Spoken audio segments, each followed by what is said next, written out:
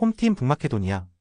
트라이코브스키는 전방에서 연계와 마무리를 동시에 소화할 수 있는 스트라이커로 골 결정력과 순간적인 위치 선정이 탁월하다.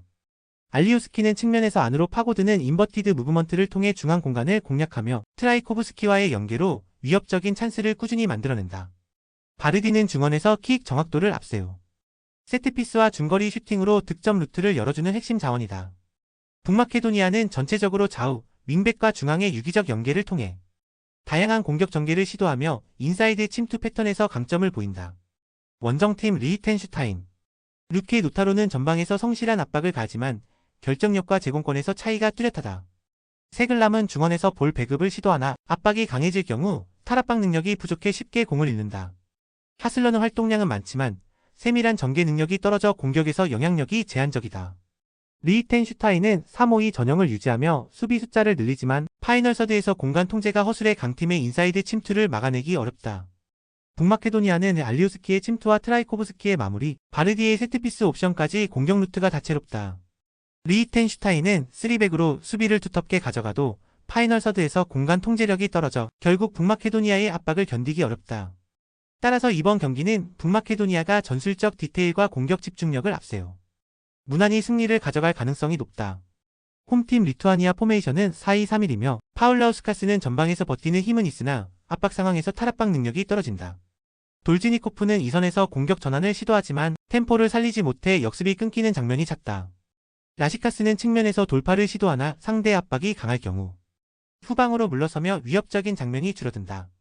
리투아니아는 기본적인 포백 구조에서 라인 간격 유지가 불안정하고 수비 전환이 늦어 상대 침투를 막아내기 힘든 전술적 약점을 안고 있다.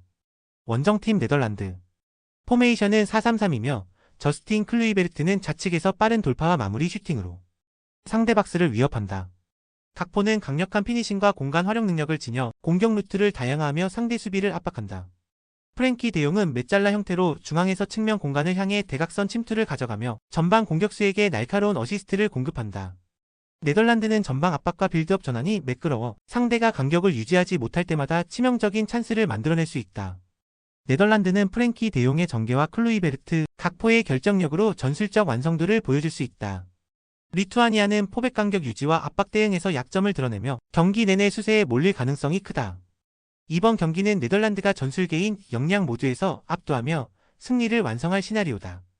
홈팀 튀르키의 아크튀르콜루는 측면에서 빠른 드리블 돌파와 컷인으로 위협적인 장면을 만들지만 마무리의 정확성은 기복이 있다. 이일디즈는 중원에서 왕성한 활동량과 압박으로 균형을 잡지만 상대의 전술적 압박에 고전할 수 있다.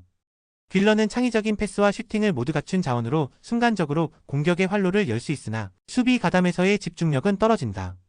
튀르키예는 공격 전환 속도와 개인 기량에서 강점을 보이지만 수비 라인이 내려앉는 순간 조직력의 허점이 자주 드러난다.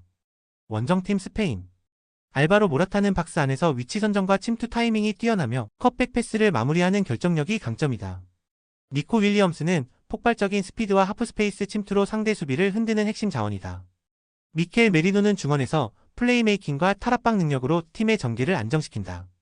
스페인은 4-3-3 전술 속에서 메리노와 페드리가 중심이 되어 좌우를 흔들며 윌리엄스의 속도와 모라타의 결정력을 극대화한다. 이런 세밀한 공격 패턴은 상대 수비가 라인을 내릴수록 더욱 날카롭게 작동할 가능성이 크다. 튀르키예는 아크티르콜로와 길러를 앞세워 위협적인 장면을 만들겠지만 수비 라인의 허점이 발목을 잡을 수 있다. 스페인은 메리노와 페드리를 중심으로 측면 중앙을 유기적으로 연결하며 윌리엄스와 모라타가 득점을 완성할 준비가 되어 있다. 결국 세밀함과 완성도에서 한 수위인 스페인이 경기를 지배하며 승리를 확정 지을 가능성이 높다. 영상이 이해가 안 되시거나 이외의 다른 경기 분석 및 조합이 궁금하신 분들은 아래 고정 댓글로 편하게 말 걸어주세요. 스포츠 베팅 정말 어렵습니다. 혼자서 하기 쉽지 않아요. 서로서로 좋은 건 공유하며 다같이 재밌고 건강하게 스포츠 베팅합시다. 홈팀 벨기에 포메이션은 4-2-3-1이며 루카쿠는 문전에서 제공권과 피지컬을 앞세워 언제든 골망을 흔들 수 있다. 트로사르는 측면에서 빠른 드리블과 커트인 슈팅으로 상대 수비 라인을 흔드는 핵심 카드다. 때 브라이너는 정교한 킥 능력과 전진 패스로 경기 템포를 조율하며 세트피스 상황에서 날카로운 킥으로 직접 득점을 노릴 수 있다. 벨기에는 라인을 높여 압박을 가하며 상대 진영에서 지속적으로 파이널 서드를 점유할 가능성이 크다. 원정팀 카자흐스탄. 포메이션은 5-4-1이며 사모로도프는 전방에서 고립된 채 기회를 노리지만 지원이 부족해 영향력이 제한적이다. 체스노코프는 중원에서 간헐적인 전진 패스를 시도하지만 상대 압박에 쉽게 밀리며 전개가 막힐 수 있다. 타기베르게는 수비적인 위치에서 안정감을 주려 하지만 측면 공간 커버와 전환 속도에서 불안정한 모습을 보일 수 있다. 카자흐스탄은 사실상 라인을 내리고 밀집 수비를 형성하겠지만 벨기에의 공격 퀄리티를 끝까지 버티기엔 한계가 있다. 벨기에는 홈에서 라인을 높게 유지하며 상대를 몰아칠 수 있다. 카자흐스탄은 수비에 치중하겠지만 압박 저항과 공간 커버에서 한계를 드러낼 수밖에 없다. 결국 벨기에가 전반부터 강하게 몰아붙이며 승부를 조기에 결정지을 가능성이 높다. 홈팀 독일 포메이션은 4-2-3-1이며 그나브리는 우측에서 폭발적인 스피드와 커심 플레이로 상대 수비를 흔드는 핵심 카드다. 볼테마드는 최근 물오른 감각을 바탕으로 측면 돌파와 박스안 침투에서 결정적인 움직임을 만들어내며 직접 득점까지 노릴 수 있다. 고레츠카는 중원에서 박스2박스 유형으로 활약하며 강한 피지컬과 전방 침투로 추가적인 득점 루트를 열어준다. 독일은 윙포워드와 풀백이 동시에 전방에 가담하면서 대 진영 하프스페이스를 집요하게 공략하는 공격 패턴이 특징이다. 원정팀 북아일랜드 포메이션은 3-4-3이며 프라이스는 중앙에서 수비적 커버에 집중하지만 전방 압박 회피 능력이 부족하다. 스미스는 측면에서 활동량을 보여주지만 수비 뒷공간을 내주는 경우가 많아 안정감이 떨어진다. 사빌은 중원에서 볼 운반과 패스를 시도하나 전개 속도가 느려 상대 압박에 끊기는 장면이 자주 발생한다. 북아일랜드는 3백으로 수비 숫자를 보강하지만 전환 속도와 순간적인 집중력에서 약점을 드러낸다. 독일은 최근 어매치에서 보여준 대담한 공격 전개와 측면 침투 패턴으로 북아일랜드를 흔들 가능성이 높다. 북아일랜드는 3백 수비를 바탕으로 버티려 하겠지만 순간적인 속도전과 공간 관리에서 약점을 드러낼 수밖에 없다. 결국 독일이 폭넓은 공격 루트와 선수 개인 능력으로 승리를 완성할 가능성이 크다. 홈팀 폴란드 피용테크는 제공권과 위치 선정에서 강점이 있지만 최근 골 감각이 둔화돼 마무리에서 날카로움이 떨어진다. 스비데르스키는 활동량과 연계 능력으로 공격 전개에 기여하지만 결정적인 순간 파괴력이 부족하다. 스지만스키는 중원에서 패스와 전환 능력을 보여주지만 전방까지 직접적으로 연결되는 임팩트는 제한적이다. 폴란드는 3-5-2 전형을 활용해 측면과 중원을 두텁게 가져가지만 박스 안에서 확실한 마무리 루트가 부재하다.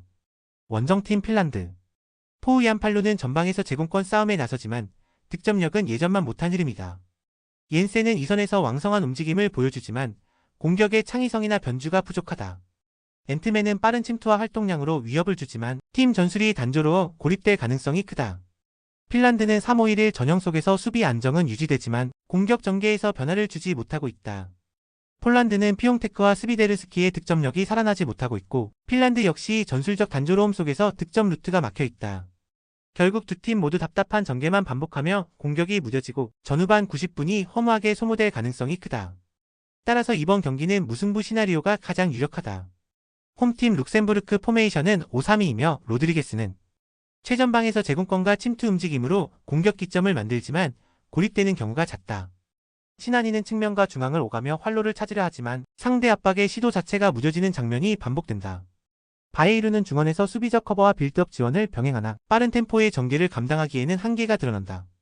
룩셈부르크는 포백과 미드필드 사이 간격이 쉽게 벌어지고 박스 주변에서 마크가 흔들리며 공간을 내주는 패턴이 많다.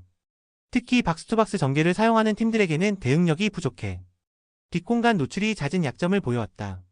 원정팀 슬로바키아 포메이션은 3-4-3이며 보제닉은 피지컬을 활용해 박스 안에서 버티며 결정적인 마무리 능력을 발휘한다.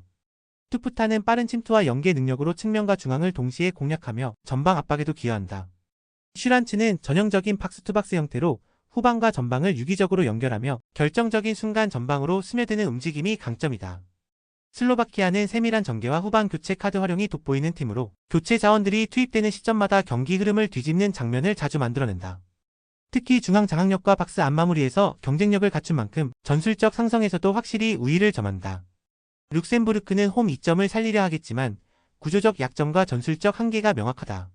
슬로바키아는 슈란츠의 전개와 보제닉 투프타의 마무리, 그리고 벤치 자원의 교체 카드 활용으로 경기 내내 우위를 이어갈 것이다.